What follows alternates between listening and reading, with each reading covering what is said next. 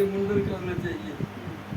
जिस पुत्र के माता या पिता के मरण समय मुंडन नहीं कराया गया उसको माता पिता की सदगति को करने वाला न समझे। इसलिए नाखून कक्ष के केस छोड़कर मुंडन अवश्य कराना। तदंतर बांधव सहित स्नान कर धुले हुए वस्त्र पहने, कड़वे में जल लाकर मरे हुए शव को स्नान कराना।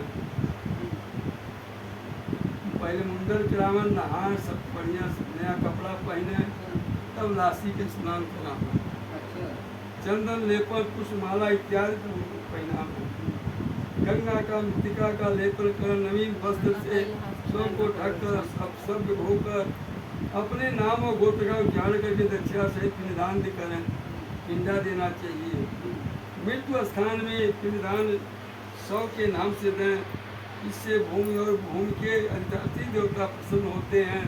इसके बाद द्वार देश पर प्रांत नाम मृतक के नाम से गोदान या उच्चारण करके प्रदान करें।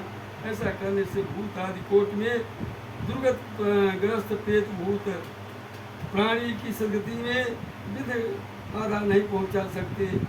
इसके पश्चात पुत्र वधू आदि सब सौ की प्रदक्षिणा करके उनकी पूजा करें। तुलसी दल पानी गंगा जल पिया के पैर छुआ उनका। जिन्हें छोटे परिवार है ये सब लोग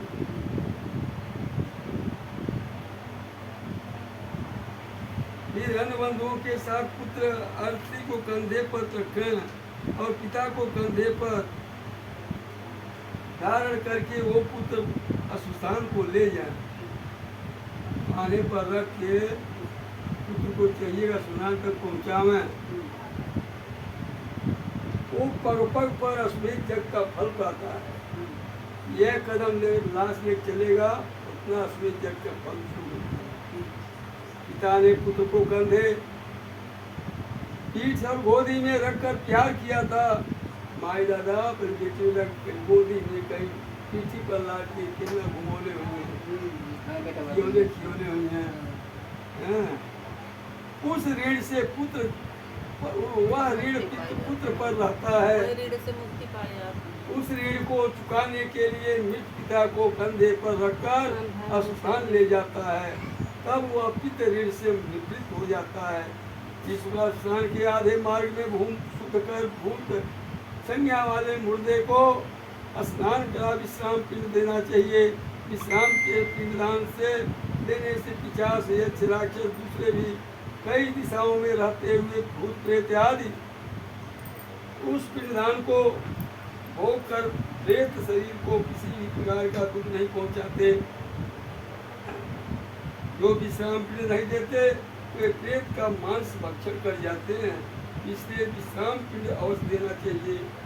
शव को स्थान में ले जाकर उत्तर मुख स्थापित कर भूमि शुद्ध करके प्रथम भूमि को झाड़ू द्वारा शुद्ध कर गोमय से भीग कर उषा से रेखा खींचे। उन रेखा के बीच में अनंत दोष से मृतिका का ईशान में गिराकर जल दें।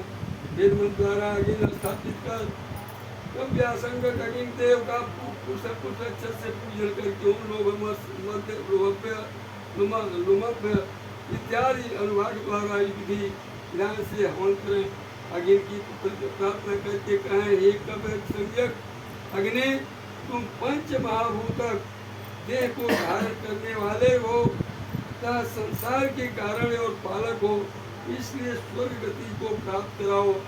इस तरह अग्नि की प्रार्थना कर वहाँ चंदन तुलसी पलाश पीपल और पीपल आदि लकड़ी की चिता तैयार करें।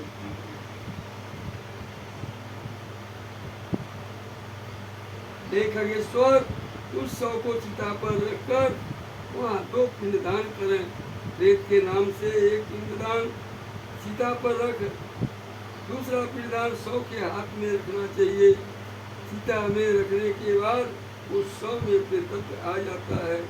प्रेत कल्प को जानने वाले कतिपय द्विजत्व चिता पर दिए जाने वाले पिंड को साधक नाम से संबोधित करते हैं। अतः चिता पर साधक नाम से शव के हाथ में प्रेत नाम से पिंडदान करें।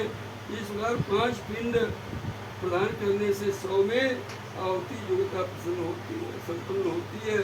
अर्थात स्वयं ने स्थित पूर्वोक्त पिशाच राक्षस से अच्छे आज उनकी आहुति योग्यता के रूप घातक होते हैं। प्रेत के लिए 5 पिंडों देकर हवन किए हुए